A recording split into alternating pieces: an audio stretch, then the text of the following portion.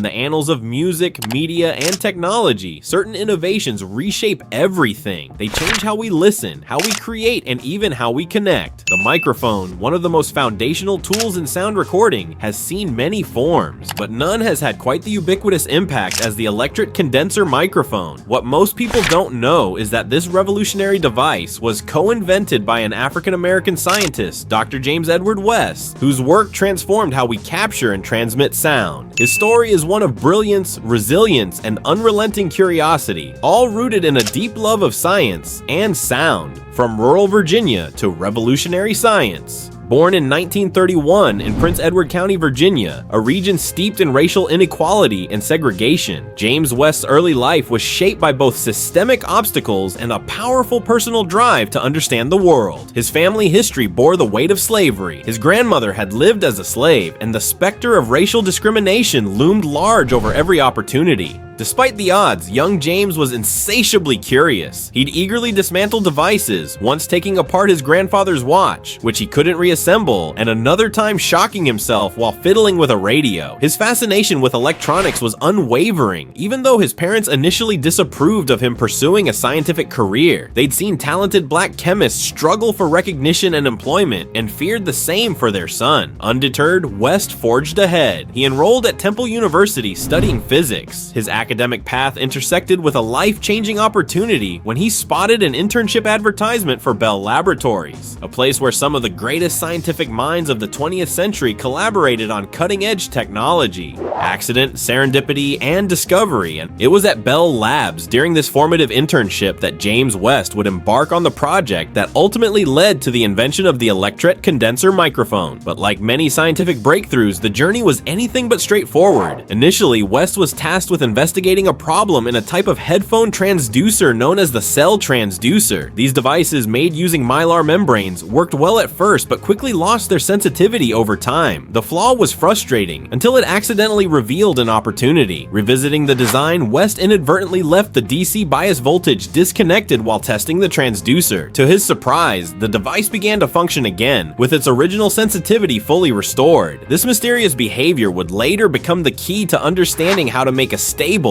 self-polarizing microphone. When Gerhard Sessler, a German physicist and recent addition to Bell Labs, joined West in investigating the phenomenon, the two found they shared a common curiosity about the cell design. Sessler had used the transducer in his doctoral work, and together, the two researchers dove deeper into the mechanism behind the sensitivity issue. They discovered that the mylar membrane was slowly losing its electric charge, a phenomenon known as charge compensation. Armed with this insight, West and Sessler combed through the CRC Handbook of Chemistry and Physics, looking for a material with extremely high resistivity that wouldn't lose its charge so quickly. Their search led them to Teflon, a polymer created by DuPont, known for its exceptional insulating properties. After acquiring Teflon sheets, they coated them with a thin layer of aluminum and tensioned them over a conductive backplate. The result, a functioning, compact, and highly sensitive electret condenser microphone that didn't require an external power source to maintain its polarization. It was 1962. History had just been made.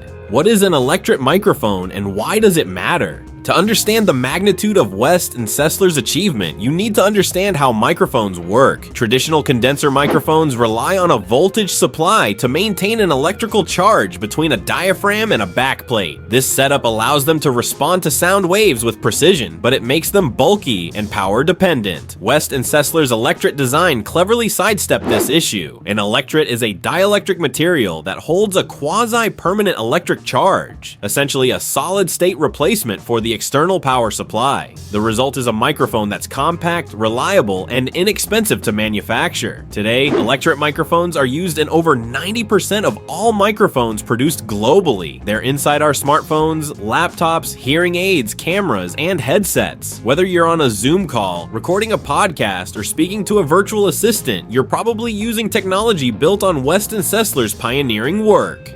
A life of invention and impact, James West's contributions didn't end with the electret microphone. Over a decades-long career, he accrued more than 250 patents related to acoustics, transducers, and medical devices. He worked on improving the acoustics of New York City's Philharmonic Hall and helped design sound solutions for everything from hospitals to classrooms. In the realm of medicine, West applied his deep understanding of sound to solve health problems. One of his more recent endeavors includes developing a device capable of detecting pneumonia through acoustic signatures, potentially a game changer for resource-limited settings. Even well into his 80s, West remained committed to research, innovation, and education, breaking barriers and building inclusion. Despite his many accomplishments, West was never just focused on personal success. He was, and still is, a passionate advocate for inclusion in science and engineering. Having faced discrimination himself, he understood deeply the systemic barriers that prevent minorities and women from entering STEM fields, and he has spent a good portion of his life working to dismantle them. He co-founded the Association of Black Laboratory Employees at Bell Labs, and has mentored countless young scientists, particularly those from underrepresented communities. His work is a living testament to how diversity in science doesn't just promote fairness, it leads to smarter solutions and better technology for everyone. In his own words, excluding minorities and women from science and engineering doesn't just hurt them, it weakens our society as a whole. We need every mind we can get. The West-Sessler collaboration, a story of immigrant and black excellence. One aspect often overlooked in the story of the electret microphone is the dynamic between West and Sessler, a black American scientist and a German immigrant. In a world increasingly divided by xenophobia and racism, their collaboration is a powerful reminder of what becomes possible when diverse minds come together. Their partnership wasn't just complementary, it was synergistic. Both brought unique perspectives, backgrounds, and insights to the table, and in doing so, they helped shape the modern soundscape of the world, recognition, and the need for more. Over the years, West has received numerous accolades. He was inducted into the National Inventors Hall of Fame, awarded the National Medal of Technology and Innovation, and has received honorary doctorates and commendations from institutions across the US. Yet despite these honors, his name is still missing from many mainstream histories of sound and recording technology. Ask the average person who invented the microphone, and they'll likely mention names like Alexander Graham Bell or Emil Berliner, not James West. This omission isn't just an oversight, it reflects a broader failure to properly credit black inventors and technologists who shaped the modern world. Changing that narrative means telling these stories again and again in classrooms, media, and music tech spaces, until names like James West are as familiar as the tools we use every day: science, sound, and the joy of discovery. In one of his more recent interviews, James West expressed concern about the state of the world, from climate change to social inequality, but he remains hopeful, grounded in a belief that knowledge, innovation, and human creativity are our greatest assets. He also speaks about the fun of science, the joy of experimenting, discovering, and making something new. That delight is something musicians and technologists understand instinctively. Whether you're coding a synthesizer patch or designing a new audio interface, you're channeling the same spark that drove James West to pull apart radios and question everything. And perhaps that's the most important part of his legacy, the reminder that science and creativity are not separate domains. They are deeply intertwined, and when nurtured in inclusive, supportive environments, they create miracles, like the microphone you're probably speaking into right now. Thanks for watching. If you learned something new about James West, the genius behind the microphone you're probably using right now, smash that like and don't forget to subscribe. Got a favorite unsung inventor or a tech breakthrough you think we should cover next?